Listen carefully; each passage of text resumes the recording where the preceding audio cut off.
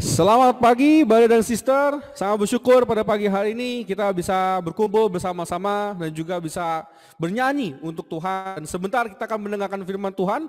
Dan sebelumnya saya mau kasih aplaus dan juga terima kasih kepada seluruh tim hari Minggu yang selalu bersedia dan bahkan juga selalu memberikan hatinya untuk kita bisa beribadah bersama-sama pada pagi hari ini. Sebelumnya mari kita bersatu di dalam doa.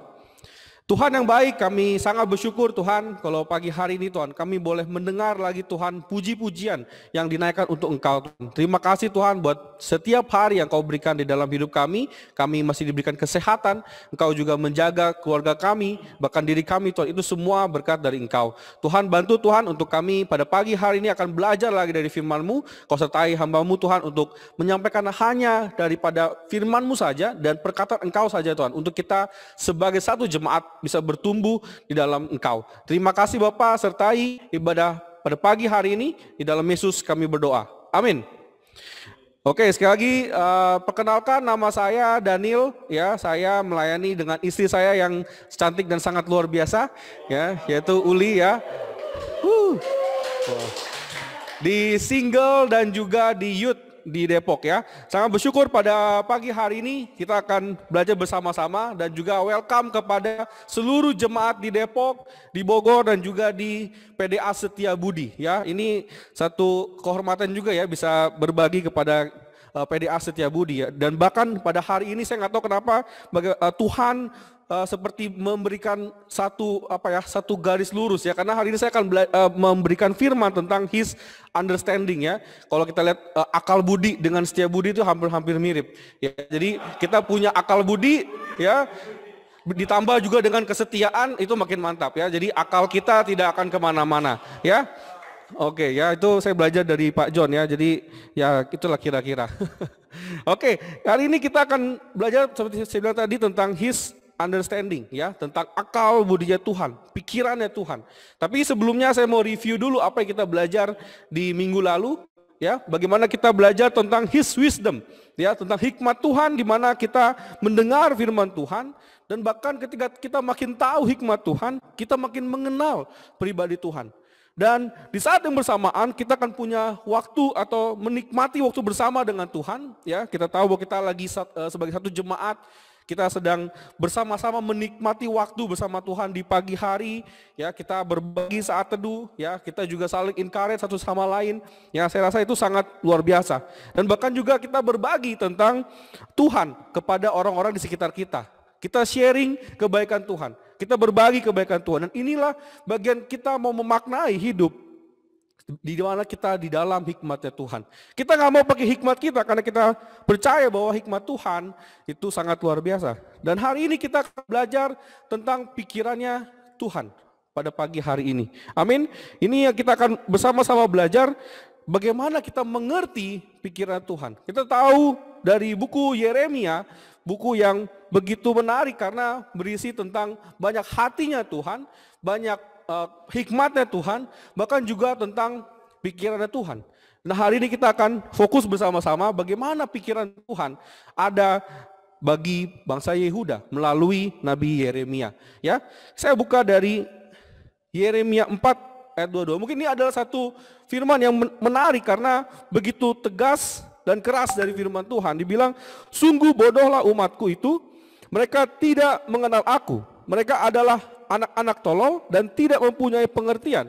Mereka pintar untuk berbuat jahat, tetapi untuk berbuat baik mereka tidak tahu. Dengarkanlah ini hai bangsa yang tolol dan yang tidak mempunyai pikiran, yang mempunyai mata tetapi tidak melihat, yang mempunyai telinga tetapi tidak mendengar. Mungkin kita langsung syok, wah kok ayat pertama langsung muncul ini? Ya, karena ini adalah salah satu pikiran Tuhan yang dibagikan melalui Nabi Yeremia.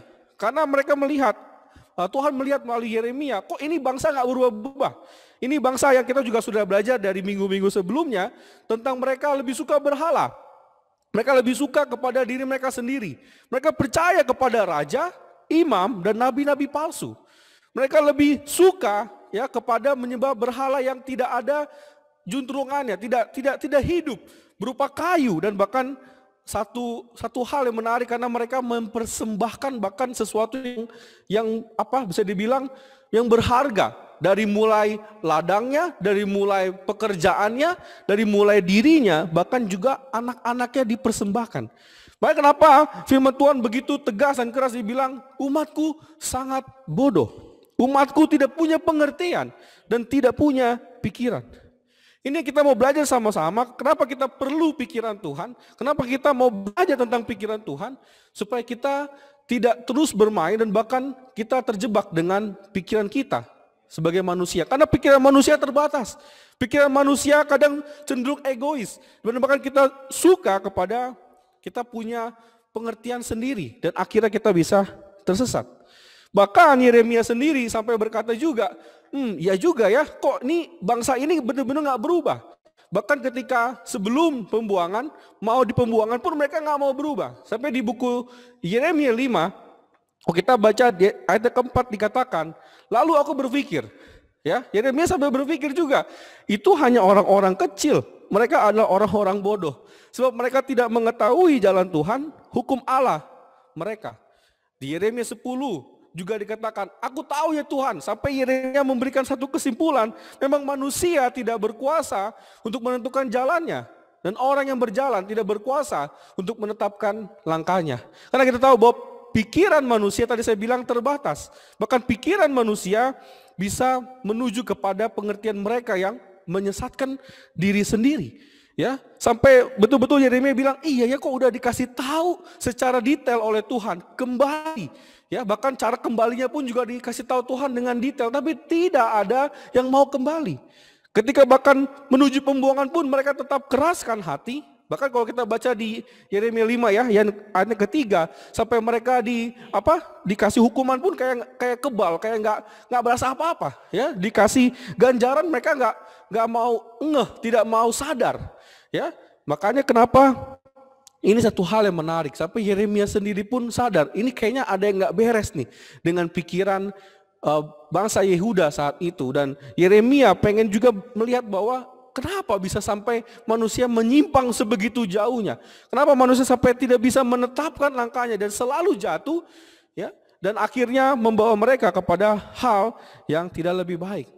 Saya percaya Bapak Ibu, saudara-saudari, ini juga bisa terjadi kepada hidup kita. Betul ya? Kita tahu gak kalau kita perlu yang namanya damai sejahtera? Contoh paling simpel damai sejahtera. Kita tahu caranya gimana? Contoh paling simpel, kita punya hubungan baik dengan brother sister. Kita kalau ada konflik kita bereskan. Betul ya? Itu akan menghasilkan damai sejahtera. Tapi berapa banyak kita tahu itu tapi kita tidak lakukan, ya? Kita tahu bahwa damai sejahtera itu harus ada di dalam diri kita, tetapi kita lebih suka apa? Konflik saya biarin. Kalau ada konflik, kita mulai cari siapa yang salah. Oh, dia yang salah. Saya nggak salah, saya benar, saya nggak perlu minta maaf. Dia yang perlu minta maaf. Ya, dan seterusnya. Atau kita punya banyak hal yang kita sudah tahu, tetapi kita perlu belajar lagi. Kenapa kita perlu pikiran Tuhan? Supaya kita tidak terjebak seperti bangsa Yehuda yang mereka sudah tahu kehebatan Tuhan, bahkan dari nenek moyangnya, bahkan sampai sekarang mereka pun tidak sadar. Dan ini membingungkan Yeremia sendiri ketika dia menyampaikan firman Tuhan. Kok ini gak berubah-berubah? Kok ini selalu ngeyel? Kok ini selalu keras kepala? Dan sampai pada pembuangan pun mereka tidak mau berubah. Amin. Hari ini kita akan belajar tentang pikiran Tuhan. Dan kita bisa lihat betapa hebatnya pikiran Tuhan. Dan betapa penuh kasihnya pikiran Tuhan di dalam kehidupan kita. Di Yeremia 3. Ayat 7 dan 19 dikatakan, pikirku sesudah mereka melakukan semuanya ini, ia akan kembali kepadaku. Tetapi ia tidak kembali. Hal itu telah dilihat oleh Yehuda, saudaranya perempuan yang tidak setia. Ya, Tuhan berpikir ini ketika sudah melakukan apapun yang terjadi, pasti akan kembali nih kepada saya. Ternyata enggak, ya. Bahkan ayat 19, tadinya pikirku, Tuhan berpikir lagi bahwa ini pasti akan kembali. Dan bahkan Tuhan memberikan satu rancangan yang luar biasa. Sungguh aku mau menempatkan engkau di tengah-tengah anak-anakku dan memberikan kepadamu negeri yang indah, milik pusaka yang paling permai dari bangsa-bangsa. Pikirku, engkau akan memanggil aku Bapakku dan tidak akan berbalik dari mengikuti aku. Bisa kita bayangkan bahwa Tuhan berpikir hal yang seperti ini, tetapi tidak direspon dan bahkan sangat berbeda, sangat jauh berbeda pemikiran bangsa Yehuda saat itu. Ya, kita bisa lihat dari Yeremia yang 3 ini. Ini pikiran Tuhan ya, begitu luar biasa. Dari mulai niat baiknya, bahkan juga sebuah rancangan yang indah yang Tuhan akan sediakan. Ini pikiran Tuhan. Tapi ini juga pikiran Yehuda. Di Yeremia 3 ayat 8 ada kata-kata, mereka tidak belajar dari bangsa Israel atau yang di utara yang sudah disikat oleh bangsa Asyur dan ikut bersundal juga. Jadi udah tahu ini kesalahannya, mereka ikuti lagi. Ya, dan tidak setia pada Tuhan. Mereka justru memilih berzina dan tidak setia dengan menyembah berhala kayu dan batu. Mereka pura-pura di dalam hati mereka, iya aku menyembah Tuhan, iya Bapakku, tetapi tidak tulus kepada Tuhan. Bahkan tidak mau mengakui kesalahan. Enggak kok, saya enggak salah, ya. Dan tidak mendengar suara Tuhan. Ini yang ada di pikiran Yehuda saat itu.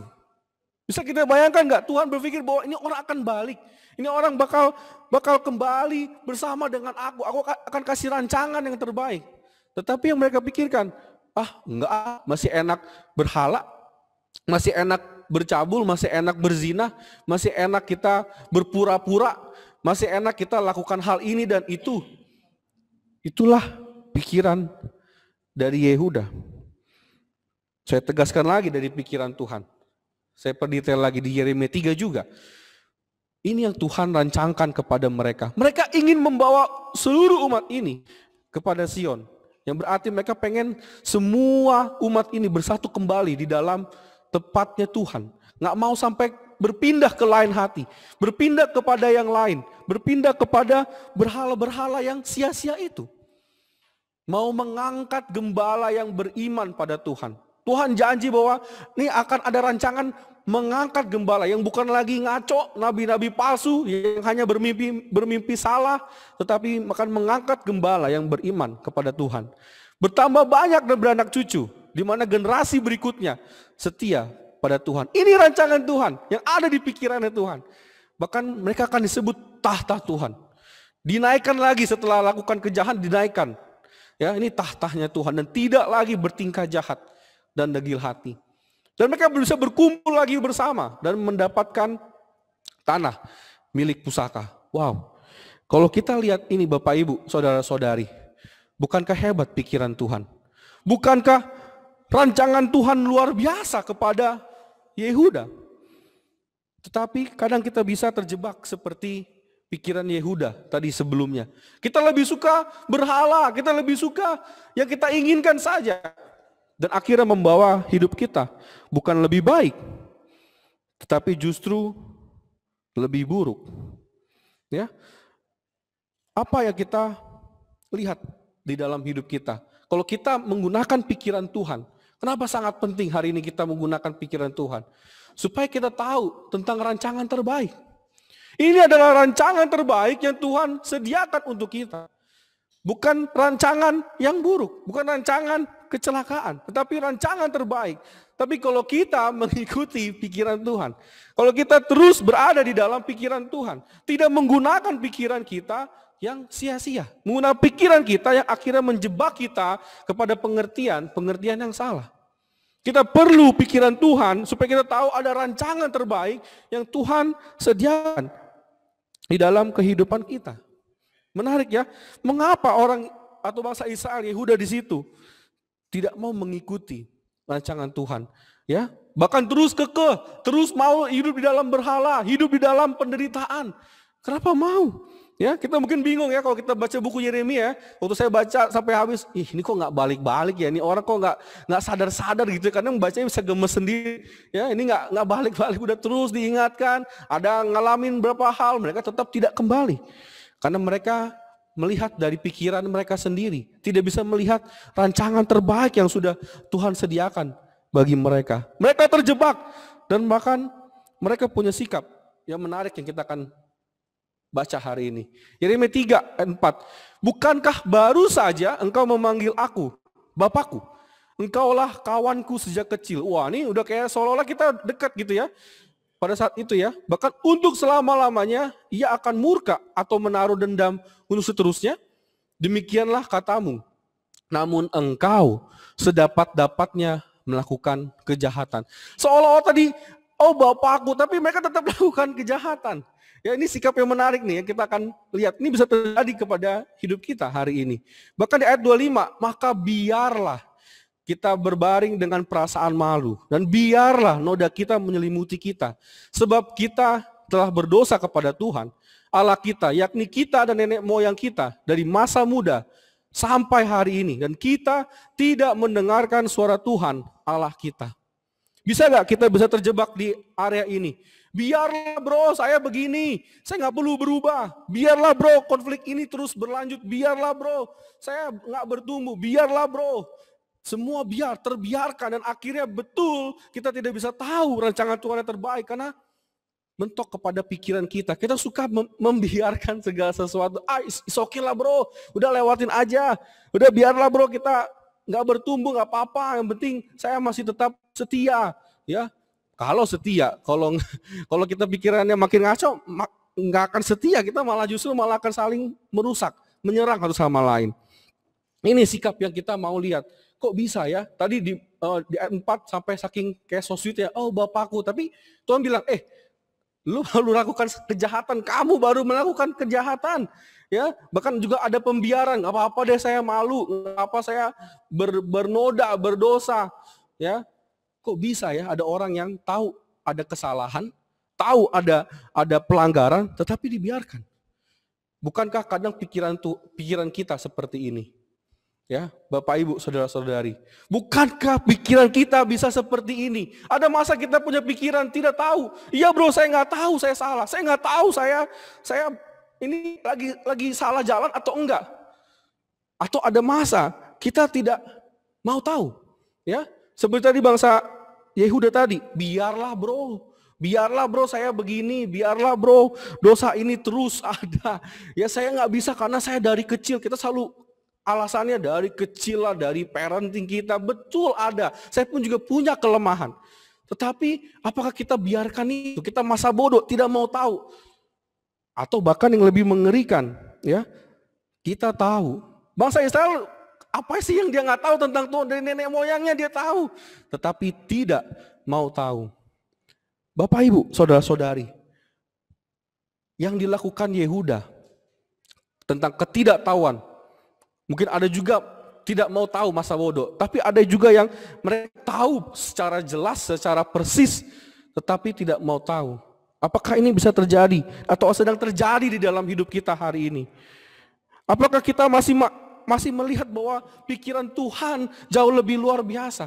Dan kita mau coba hentikan pikiran kita. Karena di dalam pikiran kita mungkin terjadi seperti ini. Mungkin di dalam pikiran kita, kok saya gak bertumbuh ya? Mungkin karena kita gak mau tahu. Atau tidak tahu tapi kita kejar untuk tahu. Kok saya hidupnya di dalam dalam hidup saya sebagai murid saya selalu jatuh di dalam dosa.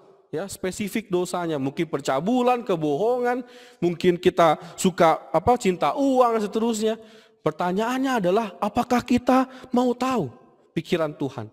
Kita mau tahu pikiran Tuhan mau merancangkan kita seperti apa? Atau kita tetap kayak saya oke seperti ini, ya saya sepertinya biasa-biasa aja, dan akhirnya kita punya hidup yang tidak lebih baik. Ya, tadi saya sangat suka yang di-share oleh Kak Shen ya, bagaimana dia punya pola pikir Tuhan. Kalau dia ikutin pikiran dia, ya thank you tadi ya dari Setiabudi ya, Kak Shen dia sharing bagaimana nggak gampang ya mengasihi orang yang tidak mudah. Mengasihi orang yang keras kepada kita. Mengasihi orang yang terus bahkan mungkin menyerang kita. Tetapi dia bilang, kalau Tuhan bisa mengasihi, saya pun juga mau belajar untuk mengasihi. Dikunci pikiran tentang Tuhan. Dikunci pikiran tentang Tuhan, tidak mengandalkan pikiran sendiri. Kalau mengandalkan pikiran sendiri, mungkin diserang balik, mungkin gak mengampuni, atau mungkin terjadi sesuatu hal yang tidak lebih baik. Akhirnya rancangan Tuhan tidak terjadi. Yang terjadi adalah rancangan kita sendiri. Yang ujung-ujungnya adalah nggak lebih baik. Coba kalau ada konflik di situ. Lalu kasihan tidak punya pikiran Tuhan. Wah, udah habis sudah. Ya, mungkin udah nggak jadi PDA Setia Budi lagi. Mungkin namanya udah bukan Setia Budi. Saya nggak tahu apa itu namanya. Ya, ya, tetapi akan lebih buruk lagi. Tapi kita percaya bahwa ketika kita melakukan atau kita menggunakan pikiran Tuhan, kita punya hidup yang lebih baik. Ya, apalagi contoh kita tahu gak bahwa kita perlu bertumbuh sebagai murid Yesus. Kita tahu. Tetapi apakah ada sikap kita di antara tiga ini? Nggak tahu. Masa bodoh. Atau iya sih kayak tahu. Tapi saya nggak mau lakukan juga. Ngapain? Ya. Dan kita tahu bahwa itu tidak akan membawa hidup kita lebih baik. Kita tahu kita harus bertumbuh tapi kita nggak mau bertumbuh. Itu rasanya sangat nggak gampang. Ya, dan kita tahu bahwa itu tidak akan membawa apa-apa dalam hidup kita. Kebayang kita menjadi murid 10 tahun, 20 tahun. Atau mungkin saya masih baru 5 tahun. Tapi gak pernah bertumbuh. Ya, apakah itu rancangan Tuhan? Tidak, itu rancangan kita sendiri. Kita mengunci pikiran kita. Tidak menggunakan pikiran Tuhan yang kita tahu bahwa Tuhan mau kita semua bertumbuh. Amin. Kayak tadi kita ada konflik, kita mau berdamai. Ya, kita nggak mau ada nyimpan-nyimpanan, kemudian kita nggak saling sapa, saling nggak enak satu sama lain. Kita nggak mau itu.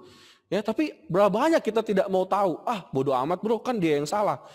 Saya nggak mau tahu lah, dia kan yang selalu menyakiti saya. Saya nggak mau datang. Lah, berarti kita ikuti rancangan siapa? Kita pakai pikiran siapa hari ini? Bapak, Ibu, saudara-saudari. Pikiran mana yang lebih kuat hari ini? Yang membawa rancangan kepada hidup kita. Lebih baik atau lebih buruk? Membawa hidup kita terus percaya dengan Tuhan atau membawa hidup kita makin jauh daripada Tuhan? Sama seperti Yehuda. Mereka tidak bisa melihat rancangan Tuhan. Akhirnya mereka terus jahat dan terus menjauh daripada Tuhan. Mereka ikut rancangan manusia. Mereka ikut nabi-nabi yang berkata, nggak ada perang, tenang aja, ya, tenang aja, semua akan aman, everything is okay. Tetapi ini bilang, itu nabi apaan? Padahal Tuhan bilang, nggak ada kayak gitu. Semuanya pasti akan hancur kalau mereka nggak kembali. Ya, kita ikut rancangan siapa hari ini? Bapak, Ibu, dan saudara-saudari. Berharap dari poin yang pertama, kita mau terus ikut pikiran Tuhan. Karena kita tahu rancangan Tuhan adalah rancangan yang terbaik. Di semua aspek hidup kita. Mau dari teens, kampus, ya, single, pria ilahi, bahkan married. Kita percaya bahwa kalau kita ikut pikiran Tuhan, kita punya rancangan Tuhan yang sangat baik di dalam hidup kita. Yeremia 3:4, saya lanjutkan di poin yang kedua. Dikatakan, maka semua pemuka dan segenap rakyat yang ikut serta dalam perjanjian itu menyetujui bahwa setiap orang akan melepaskan budaknya, laki-laki dan budaknya perempuan, sebagai orang merdeka, sehingga tidak ada lagi memperbudak mereka. Orang-orang itu menyetujuinya, lalu melepaskan mereka. Yang menarik nih, di ayat 11 dikatakan, tetapi sesudah itu mereka berbalik pikiran, lalu mengambil kembali budak-budak lelaki dan perempuan yang telah dilepaskan mereka untuk merdeka dan menundukkan mereka menjadi budak laki-laki dan perempuan lagi. Diulangin lagi di ayat 15 dan 16. Hari ini kamu telah bertobat. Wah, kayak mantap ya, udah bertobat nih. Ya, melakukan apa yang benar di mata Tuhan, di mataku, karena setiap orang memaklumkan pembebasan kepada saudaranya, dan kamu telah mengikat perjanjian di hadapanku, di rumah yang atas namaku diserukan. Tetapi di ayat 16, tetapi kamu telah berbalik pikiran dan telah menajiskan namaku. Kamu masing-masing telah mengambil kembali budaknya laki-laki dan budaknya perempuan yang telah kamu lepaskan sebagai orang merdeka menurut keinginannya, dan telah menundukkan mereka supaya mereka menjadi budakmu laki-laki dan budakmu perempuan lagi. Kita tahu bahwa tentang perbudakan ini sebenarnya niatnya baik ya. Ada 4 hal yang menjadikan ini menjadi budak. Pertama adalah karena kemiskinan. Ya, karena kemiskinan, misalkan contoh ada ayah menjual anaknya untuk menjadi pelayan. Karena kita tahu bahwa ayah ini nggak bisa membiayai perempuannya, anak perempuannya, kemudian dikasih. Tapi itu adalah untuk niatnya baik. Ada yang mungkin karena bangkrut, karena nggak bisa bayar, ya, nggak bisa bayar cicilan atau apa, itu akhirnya dikasih, ya, menjadi budak. Udah saya aja deh yang jadi budaknya. Ada juga karena menjadi penjahat, mencuri, nggak bisa balikin, ya, ketahuan nggak bisa balikin, akhirnya udah saya jadi budaknya. Jadi sebenarnya ada niat baik untuk semuanya ke arah yang positif, ya, yaitu untuk menjadikan budak-budak ini, ya, orang-orang yang istilah kayak, udah saya balas budi, atau saya punya satu kesalahan, atau mungkin saya pengen hidup saya lebih baik. Tetapi pada zaman Raja Zedekia ini orang justru dibawa kepada perbudakan, ada perbudakan seks lah, ada perbudakan untuk dibawa makin jahat lah, ada yang mungkin kerja rodi dan seterusnya. Akibatnya tidak baik, ya. Tapi ini menarik sebelum ke sana bahwa ada 2 kali berbalik pikiran yang dilakukan oleh Raja Zedekia saat itu. Kita tahu bahwa inilah kalau pikiran manusia terus bermain dan bahkan juga mengendalikan diri kita, ya. Ada masa kita, oh iya ya, kayak perlu bertobat nih. Oke, saya bertobat. Tapi habis itu apa? Kayaknya enggak deh, lebih baik saya dosa lagi, ya. Pernah nggak kita punya kondisi seperti itu, ya? Padahal kalau kita lihat bahwa apa yang Tuhan rancangkan ini adalah berbicara kepada bangsa Yehuda, ada janji yang Tuhan sediakan jika mereka ikut kepada rancangan Tuhan, yaitu adalah janji pemulihan. Ini poin saya kedua, ketika kita punya pikiran Tuhan, maka yang terjadi adalah ada janji pemulihan yang Tuhan sediakan bagi hidup kita. Ya, apa janji pemulihan? Yaitu adalah bagaimana Tuhan ingin bangsa Yehuda ini kembali, ya, kepada Tuhan. Segala cara dipakai oleh Tuhan untuk bisa bangsa ini kembali.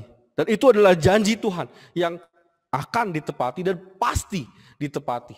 Ini yang kita akan belajar sama-sama. Kalau kita punya pikiran Tuhan, kita akan melihat janji Tuhan itu luar biasa. Tapi kalau enggak, kita akan melihat, Tuhan janji doang. Padahal memang Tuhan selalu tepati janji. Tapi karena kita punya pemikiran sendiri, kita tidak bisa lihat janji Tuhan yang penuh pemulihan pada hidup kita, penuh kebaikan kepada hidup kita. Ya. Ini contoh janji pemulihan bagi Yehuda. Di Yeremia 29 ayat 4-10.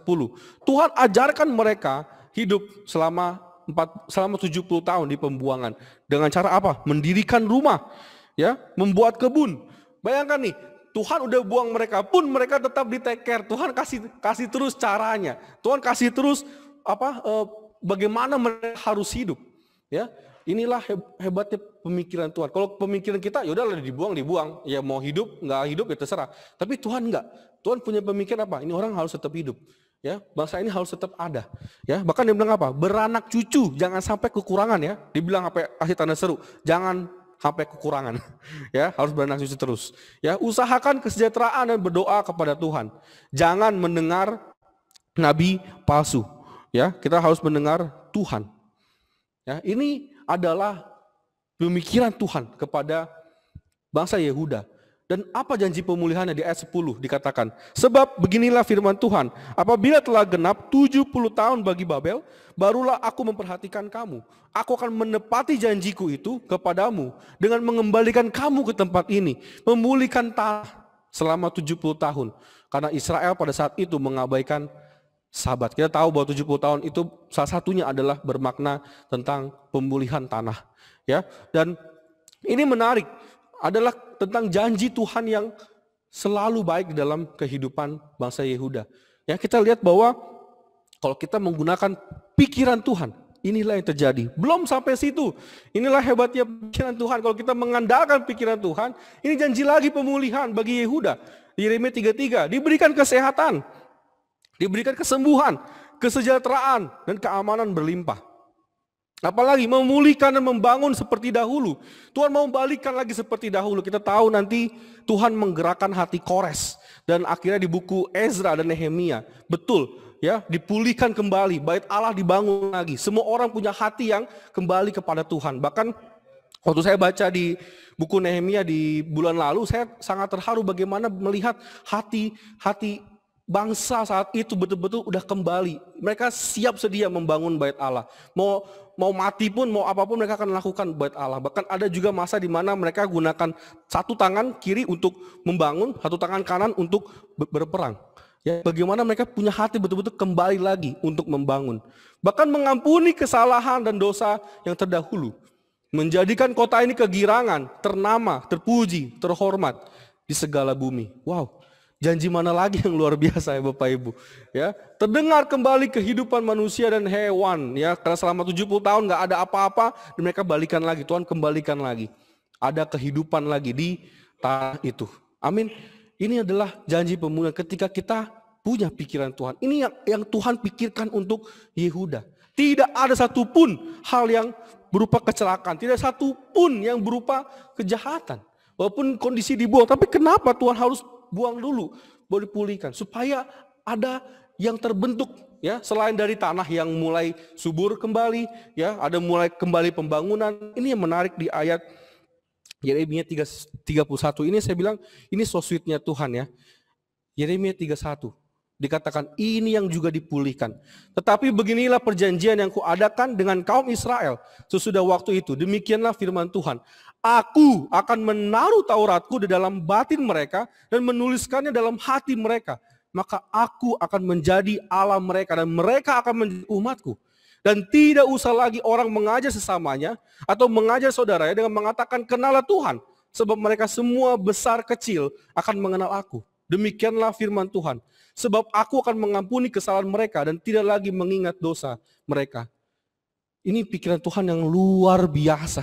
Pemulihan bukan hanya terjadi kepada keadaan sekitar. Bukan hanya terjadi kepada tanah, kepada bangsa, kepada pemerintahan, kepada apapun yang ada di situ. Raja, imam, nabi.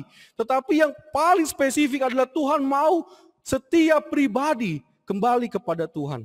Setiap pribadi dipulihkan. Karakter setiap orang kembali kepada Tuhan. Bukan kepada hal berhala lagi. Tapi kembali kepada Tuhan. Ini saya bilang, wah hebat banget Tuhan ya. Maksudnya bukan hanya dia kembalikan semua yang ada di sekitar. Tapi juga yang paling penting, yang paling utama adalah ini. Yaitu adalah hati setiap orang.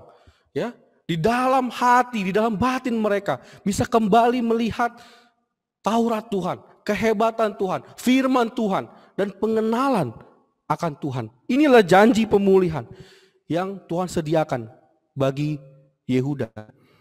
Apa yang dipulihkan? Betul ada pemulihan keadaan. Tetapi yang paling penting adalah karakter mereka dipulihkan. Besar kecil tidak ada lagi yang bingung. Mereka akan mengenal aku. Karakter mereka terus dibentuk, terus akan dibangun. Itulah kenapa mereka dibuang dulu kemudian dikembalikan lagi. Bukan Tuhan jahat, tapi Tuhan mau mengembalikan, memulihkan karakter mereka. Bukankah itu pikiran yang luar biasa? Mungkin kita tidak kepikiran ya, kayak saya bilang, untung saya bukan Tuhan. Kalau saya jadi Tuhan mungkin udah dibuang-buang aja. Ya, tapi Tuhan masih memikirkan, memulihkan keadaan. Bahkan yang penting adalah Tuhan mau juga memulihkan karakter mereka. Karakter mereka untuk kembali mencintai Tuhan. Karakter mereka untuk selalu datang kepada Tuhan. Bapak, Ibu, saudara-saudari. Kalau kita lihat sampai sini, pikiran Tuhan. Bukankah pikiran Tuhan luar biasa? Bukankah pikiran Tuhan adalah pikiran yang terus merancangkan kebaikan? Bahkan janjinya adalah untuk janji kebaikan kita juga. Untuk memulihkan hidup kita. Bukan untuk membawa hidup kita lebih buruk hari ini. Bapak, Ibu, saudara-saudari, apakah pada hari ini kita masih menggunakan pikiran kita sendiri? Atau kita mau putuskan, saya mau menggunakan pikiran Tuhan. Karena ada pemulihan yang luar biasa, itu adalah karakter kita dipulihkan. Karakter kita semakin seperti Kristus. Karakter kita akan terus dibentuk. Bukankah ini lebih luar biasa? Ya, kadang kita bisa terjebak oleh keadaan. Betul, kita bisa lihat bahwa oh iya ya dibuang karena keadaan mau lebih baik. Tapi saya percaya bahwa Yeremia 31 ini yang paling utama untuk mereka dipulihkan kembali, yaitu secara karakter. Amin, Bapak, Ibu, saudara-saudari, di dalam kehidupan kita bisa loh kita melihat keadaan jauh lebih penting daripada karakter. Ini kadang kita sebagai manusia, kita hanya melihat, oh iya ya lagi pandemi, wah Tuhan jahat nih, wah lagi pandemi kayaknya Tuhan gak sayang sama saya, ekonomi hancur, semua berantakan, saya gak bisa jalan-jalan, saya di rumah aja. Ya, tapi sadarkah kita bahwa Tuhan sedang memulihkan karakter kita? Tuhan sedang memulihkan karakter kita yang mungkin sedang menyimpang hari ini. Ya, mungkin kita ketika nggak pandemi kita lagi sombong. Ya, mungkin ketika nggak pandemi kita lagi congkak atau kita lagi mulai meninggikan pikiran kita. Tapi ketika pandemi kita lihat, wah Tuhan jahat nih, ya keadaannya berubah, keadaan begini. Bukankah kita lagi dibentuk karakter kita untuk humble, untuk rendah hati hari ini? Ya, apakah kita masih melihat bahwa semua tentang keadaan, tapi tidak lagi melihat ada karakter yang Tuhan lagi bentuk. Ada karakter yang Tuhan lagi siapkan untuk kita. Contoh pelajar, mungkin kita melihat bahwa keadaannya nggak gampang. Situasi online bro, ya nilai jadi jelek, ya fokus jadi aur-auran ya. Ada yang lagi kuliah malah tidur, ya nggak gampang online. Tapi kita lihat nggak bahwa ini bukan tentang keadaan pandeminya, bukan keadaan online-nya, tetapi ini tentang karakter kita. Untung dikasih online, kita jadi tahu. Ternyata kita di kuliah pun atau di sekolah pun kita nggak fokus. Ya kita bisa tidur pas lagi online ya, nyalain dikit ya kita kita kasih kita daftar ya bahwa kita hari ini daftar hadir, habis itu kita tidur, kita matiin video kita. Bukankah yang Tuhan lagi siapkan di masa pandemi ini adalah karakter dipulihkan. Atau apa, kita yang secara kerohanian, bro susah online nih kayak gini, ibadah gini gak menarik. Betul, kita gak mau ibadah seperti ini terus. Ya, tetapi kita sadar gak juga ada karakter kita yang lagi dibentuk. Ada karakter kita yang lagi terus dipulihkan. Contoh apa? Kita masih sulit loh sampai sekarang untuk nyalain video. Ya, bukankah itu sedang dibentuk karakter kita? Bukankah itu sedang dibentuk untuk kita makin righteous di hadapan Tuhan? Ya, atau mungkin ketika kita ibadah, kita bisa pakai celana pendek, kita bisa pakai aur-auran, kita bisa hidupnya nggak teratur, atau bahkan kita adalah sambil tiduran deh, lihat dikit, gitu ya. Bukankah itu karakter yang Tuhan lagi bentuk hari ini? Amin. Bapak Ibu Saudara-saudari, ya. Masa online saya percaya Tuhan lagi membentuk karakter kita. Seperti Yehuda dibuang untuk membentuk karakter mereka. Ya, untuk membentuk mereka semakin cinta Tuhan, membentuk karakter mereka semakin sabar, mereka semakin punya pengendalian diri, mereka semakin melihat bagaimana Tuhan itu baik di dalam hidup mereka. Atau secara kerohanian juga kita pengen semuanya offline dan segala macam, kita nggak mau deh ikut PDG PDA kalau bentuknya online. Hey, kalau offline aja kadang nggak datang, apalagi online.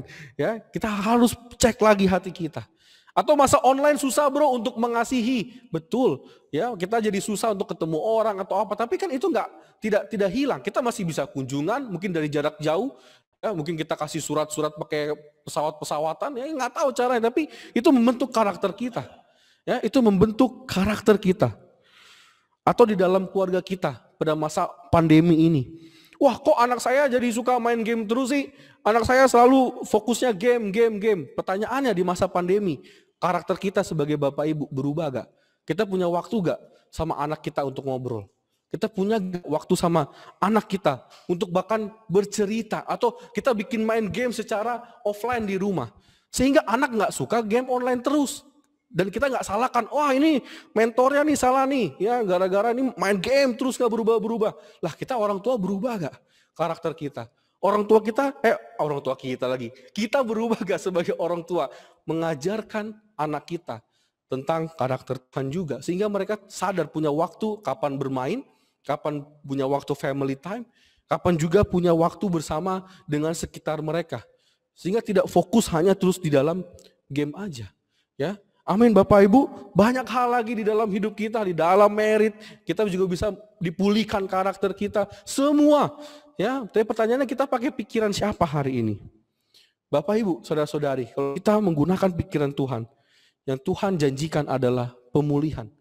Bukan hanya keadaan saja, tapi juga karakter kita. Itu yang jauh lebih penting. Yehuda dibentuk karakternya. Sehingga betul ketika 70 tahun mereka keluar dari pembuangan, karakter mereka lebih kuat. Kita bisa baca di buku Ezra, buku Nehemia, ya, dan buku-buku seterusnya, kita sudah makin lebih baik. Ya, bahkan betul sampai sekarang mereka adalah satu daerah yang terpandang, ya, terkemuka, ya, dan bahkan kota yang sangat luar biasa. Itu adalah dari Tuhan, pikiran Tuhan terus ada sampai hari ini. Bapak Ibu, saudara-saudari, berharap hari ini kita belajar menggunakan pikiran Tuhan, karena pikiran Tuhan selalu merancangkan hal yang terbaik. Bahkan janjinya memulihkan. Mari kita ditransform terus pemikiran kita, pembaharuan akal budi kita, ya, ke arah Kristus. Amin. Mari kita bersatu di dalam doa. Tuhan, kami bersyukur kalau kami boleh kembali Tuhan melihat pikiran Engkau Tuhan yang sangat luar biasa. Kadang kami punya pemikiran yang terbatas. Kami selalu Tuhan merancangkan hal yang buruk. Kami kadang juga bisa terjebak pada pengertian kami yang salah. Bantu kami Tuhan, untuk kami selalu Tuhan mengandalkan Engkau di dalam kehidupan kami. Ampuni Tuhan ketika kami mungkin masih Tuhan, masih keras hati kami. Kami masih juga Tuhan mengandalkan pikiran kami. Atau merasa jalan yang kami sudah tempuh ini sudah yang terbaik. Ampuni kami Tuhan, bantu kami untuk selalu bergantung kepada Engkau. Pikiran kami hanya tertuju kepada Engkau. Sehingga kami bisa melihat ada rancangan terbaik di depan sana. Ada janji pemulihan yang Engkau juga sediakan bagi hidup kami. Saya tahu mungkin gak gampang Tuhan ketika masa-masa pandemi. Ekonomi kami tergerus, mungkin juga secara hubungan juga tergerus. Mungkin secara kami juga punya kerohanian juga mungkin berkurang Tuhan. Tapi kami mau melihat lagi Tuhan perspektif yang benar. Pikiran Tuhan bahwa semua ini adalah untuk membentuk karakter kami. Untuk membantu hidup kami makin cinta Engkau. Dan bahkan juga Tuhan makin mengenal Engkau. Walaupun masa-masa online ini Tuhan. Terima kasih Tuhan dan juga bersyukur bisa bergabung PDA Setiabudi. Kau berkati juga PDA ini Tuhan untuk semakin terus Tuhan bertumbuh mencintai Engkau. Bahkan juga untuk pemimpin-pemimpin yang ada boleh semakin diregenerasi juga Tuhan untuk bisa semakin mencintai Engkau. Dan bahkan semua orang-orang di sana Tuhan, Engkau juga bantu secara kesehatan dan juga secara rezeki mereka Tuhan. Untuk mereka bisa terus bersyukur dengan hidup mereka. Dan juga untuk jemaat Tuhan di Bogor dan di Depok, Kau jaga kesehatan dari COVID. Dan semua Tuhan kita selalu bersyukur Tuhan ketika Engkau menjaga hidup kami. Bahkan hingga hari ini Tuhan, kami masih bisa sehat, itu semua daripada Engkau. Kalaupun ada yang sakit penyakit Tuhan, Engkau yang bantu dan bahkan juga sembuhkan dari dokter, obat-obatan, dan mungkin vitamin yang kami makan. Terima kasih Tuhan buat pagi hari ini, kami sangat bersyukur bisa berkumpul sebagai satu keluarga Engkau, dan bantu kami untuk selalu belajar dan memutuskan di dalam hati kami, di dalam pikiran kami, hanya Engkau yang kami akan pilih dan kami akan hidupi di dalam keseharian kami. Terima kasih Bapa, di dalam Yesus kami berdoa. Amin.